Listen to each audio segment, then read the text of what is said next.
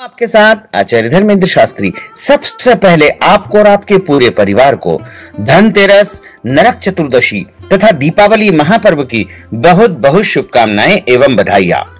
आज हम आपको बताने जा रहे हैं कि यम की प्रसन्नता के लिए यानी यम के लिए दीपदान किस प्रकार किया जाता है और यमराज के लिए दीपक दान कब करना चाहिए, क्योंकि धनतेरस एवं रूप चौदस या नरक चतुर्दशी के दिन यमराज की प्रसन्नता के लिए यमराज के लिए दीपदान करने का विधान है।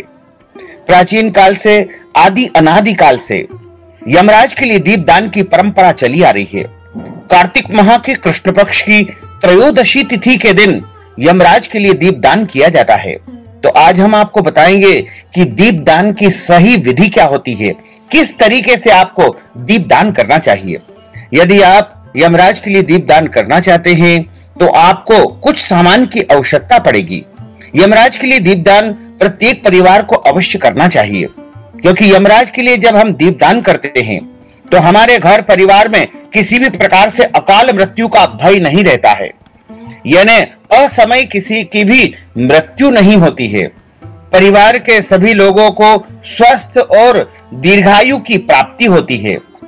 यमराज के लिए दीपदान करने की जो परंपरा है वो आदि अनादि काल से इसलिए चली आ रही है क्योंकि एक समय की बात है, एक राजा था और उस राजा के यहाँ विवाह के पश्चात 10 वर्ष तक संतान की यानी पुत्र की प्राप्ति नहीं हो पाई थी और किसी कारणवश जो है उसने कई उपाय किए, फिर जाकर के 10 साल के बाद उनके यहाँ संतान की उत्पत्ति हुई और जब संतान उनके यहाँ प्राप्त हो गई तो उनकी संतान अल्पायु वाली थी और यमराज के जो दूत है वो उस संतान को ले जा रहे थे नरक लोक को, यमलोक को।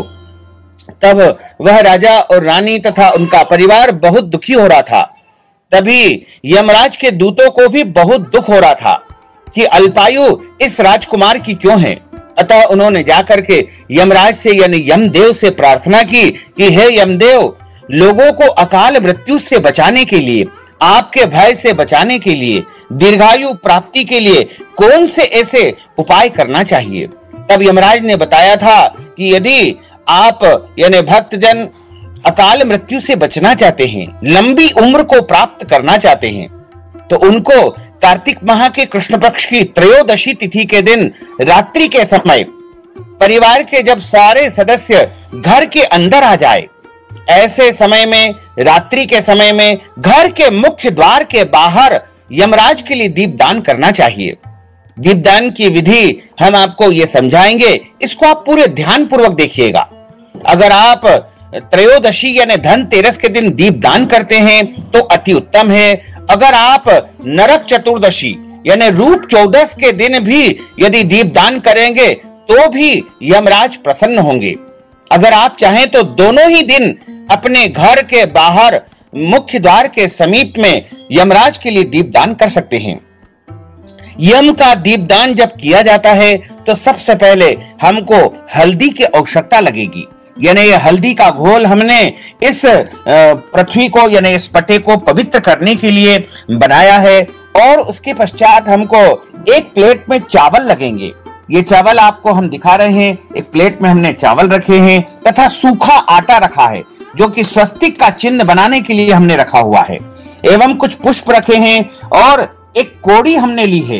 ये कोड़ी भी हम आपको दिखाएंगे कि दीपदान के समय किस प्रकार से दीपक के अंदर डाली जाती है, तथा कुछ सिक्के भी रखे हैं। सिक्के दीपक के अंदर डालना है और लाई यानी कील, जिसे साल की धानी भी कहा जाता है, ये भी हमने रखी है और ये आटे का दीपक हमने तैयार करके यहाँ पर रखा है और लंबी लंबी रुई की बत्तियां रखी है तथा सरसों के तेल से जो है यमराज के लिए दीपदान किया जाता है।